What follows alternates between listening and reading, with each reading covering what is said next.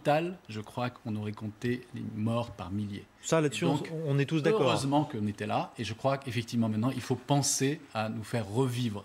Et ça, le point important. Et on attend les détails de ce plan donc pour l'hôpital. Je remercie Mathieu Payès d'avoir pris le temps d'échanger avec nous. Bon courage pour votre journée de travail qui, je crois, commence cet après-midi à la Pitié-Salpêtrière. Merci Mathieu Payès d'avoir échangé avec nous. Il était dit, et il est 11h30, il était écrit que les masques aussi, cette affaire de masques n'en finirait jamais. Autre sujet, Paris, Nancy, où nous serons dans un instant avec le maire, Lyon, tant d'autres villes encore se sont tout bonnement fait avoir, voilà, comment dire les choses autrement, des masques dans un état lamentable, des élastiques qui s'arrachent, des problèmes au lavage, des aberrations en tout genre qui rendent ces masques inutilisables quand on les découvre et qu'on ouvre les cartons. Bref, par endroits, ça ressemble à un fiasco. Chloé Borgnon.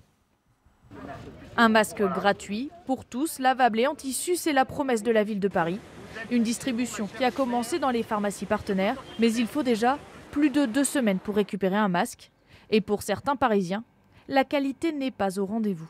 J'ai ramené les masques à la maison, donc je les ai passés en machine parce qu'ils sentaient très très mauvais. Et l'élastique m'a claqué dans les doigts au moment de le mettre. Et on nous conseille même de le repasser. Et j'ai une amie qui a voulu le faire et le masque a fondu. Des coutures qui se défont, des tissus qui fondent sous le fer à repasser.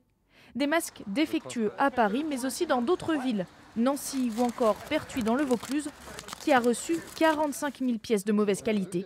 Des difficultés liées aux problèmes d'approvisionnement notamment. C'est donc un produit livré par un distributeur français, par le biais d'un grossiste italien, d'une filière qui vient des pays de l'Est, à partir d'un tissu de Chine. Des masques particulièrement surveillés par les douaniers. Qualité, fiche produit, présence d'une notice d'utilisation, des contrôles pour limiter les cas de masques défectueux. Bonjour Laurent Hénard, merci d'être avec nous. Vous êtes maire de Nancy, vous avez connu cette mésaventure vous aussi. D'où venait le problème? D'où venaient ces masques? Alors, nous à Nancy, nous distribuons 2 masques gratuitement à chaque habitant. On a demandé aux fournisseurs, bien sûr, de nous fournir des masques homologués DGA. Et les fournisseurs sont au nombre de 4. 3 qui sont installés dans la région Grand Est, BioSerenity, Bragard et Tintoret. 2 groupes textiles d'ailleurs, Bragard et Tintoret, qui sont des groupes textiles traditionnels des Vosges. Et puis une entreprise d'insertion qui est installée dans les Hauts-de-France, qui s'appelle Résilience et qui fait travailler des personnes handicapées en atelier de travail protégé. Alors nous, on n'a pas eu pour l'instant, je dirais, de graves problèmes. On a distribué à ce jour 71 000 masques déjà et nous en avons remplacé 665. Voilà. Puisque, bien sûr, quand des personnes nous ont fait part du fait que le masque était défectueux, il a été immédiatement remplacé. Tous les masques sont des masques fournis par la société Résilience qui, bien sûr, les reprend et les remplace. Bon, là, on est sur un interlocuteur qui est un groupement français d'entreprises et qui a été très réactif, je dois dire. Ils n'ont pas hésité tout de suite à admettre les difficultés, à remplacer les masques défectueux. Et donc, nous remplaçons ces masques, soit à la mairie si les personnes y viennent, soit à leur domicile d'ailleurs. Nous faisons aussi, bien sûr, des distributions de masques au domicile des personnes. Donc, je rappelle le chiffre, 665 masques remplacés sur 71 000 masques aujourd'hui distribués. Donc ce qui est assez peu en proportion dans votre commune, c'est beaucoup plus dans d'autres communes, signe d'une forme de précipitation, Roselyne Bachot, au moment des commandes de masques? C'est-à-dire qu'à partir du moment où on n'avait pas de stock, il est évident qu'on a passé des commandes à des entreprises moins identifiées, moins sûres sur le plan international. Alors ça a été très sympathique de voir toutes sortes d'entreprises se mettre à fabriquer des masques dans une sorte d'élan citoyen. Je crois qu'il y a plus d'une centaine, c'est clair. Et même un millier d'entreprises. Oui. Mais même c'est pas leur si ce n'est pas un objet de haute technologie, le masque, il doit correspondre à un certain nombre de normes. Et on voit la difficulté de se mettre à fabriquer de façon soudaine un produit qui doit correspondre à c'est un dispositif médical, un masque, ça doit correspondre à certaines normes. Et voilà, on paye encore le fait de ne pas avoir de stock de masques. Oui, et de parer au plus pressé, Laurent Hénard. C'est intéressant ce que dit Laurent Laurent Hénard, ça représente 1%. Hein. Oui, alors c'est pas le cas dans toutes les communes, c'est le cas pour Nancy. Enfin, bon, il faut voir le nombre, le pourcentage. Si vraiment il n'y a que ce faible taux, 71 000 masques et 665. Oui, on est sur un très faible taux. On va dire même avec les sociétés habituelles, quand on ouvre une boîte de masques, on trouve parfois un masque défectueux. Encore une fois, dans certaines communes, le phénomène est plus important. On était au Pertuis tout à l'heure, dans le sud-est, où là, c'était quasiment l'intégralité du stock. Et 45 000 €, je crois. Oui, donc c'est parfois... mais c'est aussi le résultat, encore une fois, Laurent Hénard, de la nécessaire adaptation des communes. Il fallait parer au plus pressé. Oui, c'est clair que tout le monde a recherché. Alors là, on parle bien de masques tissus, les masques dits grand public, et non pas de masques chirurgicaux ou FFP2. Donc le standard, c'est les normes AFNOR et c'est l'homologation par la DGA qui vérifie tout ce qui est filtration, respirabilité et puis la capacité du masque à être lavé plusieurs fois. C'est vrai que nous, on a exigé cette norme DGA dès le début et c'est peut-être ce qui explique que finalement, sur 4 fournisseurs, on a des défaillances pour un seul fournisseur et qu'en plus, les défaillances représentent pour l'instant une faible quantité de masques que d'ailleurs le fournisseur remplace.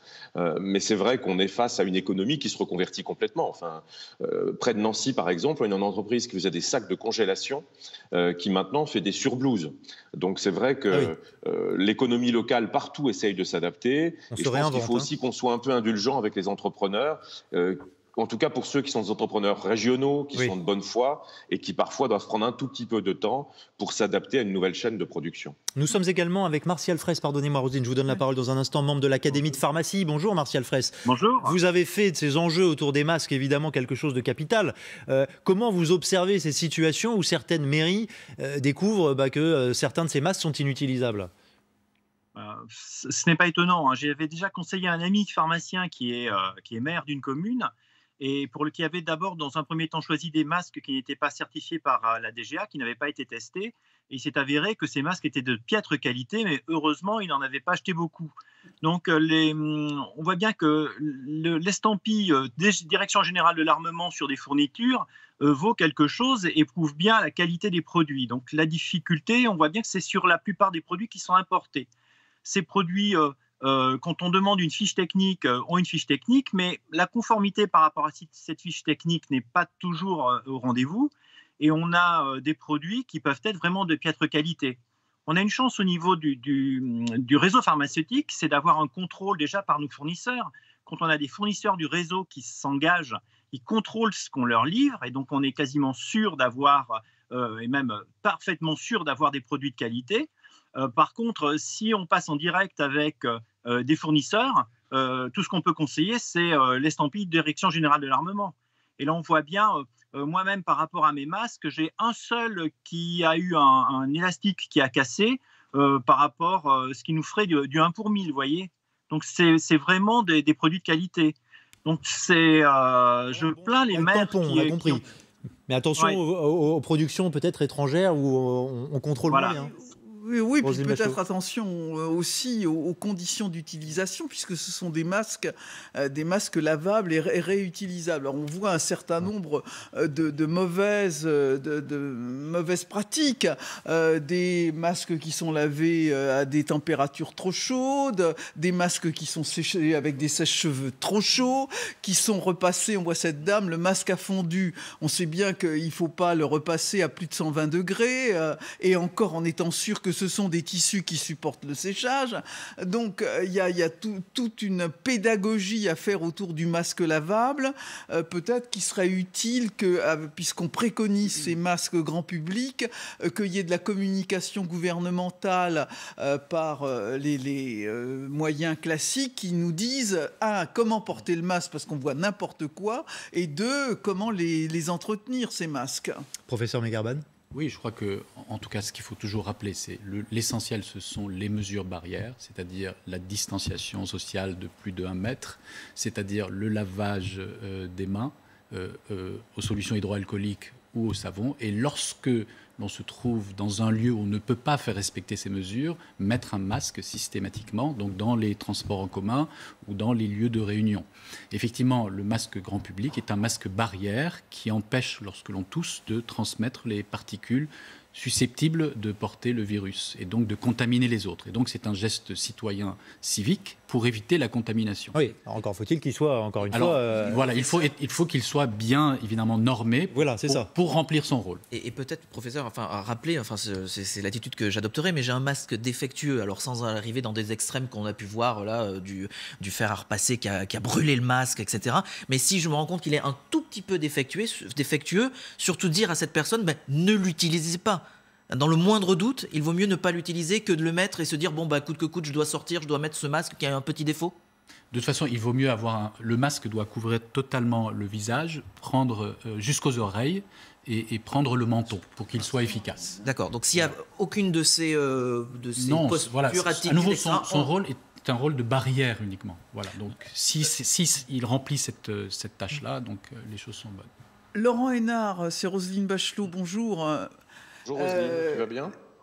Bonjour Laurent. Le prix des masques, qu'est-ce que c'est le prix? Est-ce que vous avez trouvé facilement ces masques à des prix acceptables entre les entreprises françaises, entre les entreprises qui viennent de l'étranger? Ils sont à combien les masques? Alors nous, on a acheté des masques à 4 entreprises françaises. Je sais que Bragard a une partie de sa production qui est faite dans une usine possédée par le groupe en Tunisie, mais nous sommes passés par des entreprises françaises. Et comme l'a dit le président de l'Ordre des pharmaciens, on a demandé que tout le monde respecte les normes de la DGA. Les masques les moins chers sont à 2 € l'unité et les masques les plus chers à 2,60 €. Voilà. Oui, très loin des 7, 8, 9 euros. Oui, on a vu de l'inflation au début. Oui, mais on avait négocié les prix dès le début du mois d'avril, en fait. C'est-à-dire que comme j'ai senti qu'évidemment, le masque serait un geste barrière supplémentaire, finalement, le port du masque, par rapport à tout ce qui était recommandé, on avait engagé, la ville et la métropole de Nancy, des échanges et des négociations avec ses fournisseurs, dont je rappelle que 3 sur 4 sont des entreprises régionales, qui sont à quelques kilomètres de Nancy, et que l'autre est une entreprise du Nord-Pas-de-Calais. Et donc, c'est vrai qu'on a peut-être bénéficié des prix, je dirais, avant que tout le monde ne se rue sur les fournisseurs. Les prix ont monté après, on le sait, d'1 ou 2 euros. Martial Fraisse, on observe du côté de Paris notamment beaucoup de situations où on va voir son pharmacien, on demande des masques et en fait il y a encore plusieurs jours, parfois semaines d'attente pour les avoir, ces masques. Bien, je pense que le maire de Nancy a bien résumé la situation, c'est-à-dire qu'au moment où on voulait commander les masques, notamment à des sociétés comme Bragard qui nous fournit déjà les blouses, on ne pouvait pas parce qu'ils refusaient de nous les vendre parce qu'on n'avait pas le droit de les vendre. Donc on voit bien la difficulté, on n'a eu que l'autorisation très récemment de pouvoir en acheter. Et on vient de les recevoir. Pour ma part, les masques lavables, on les a reçus il y a 2 jours.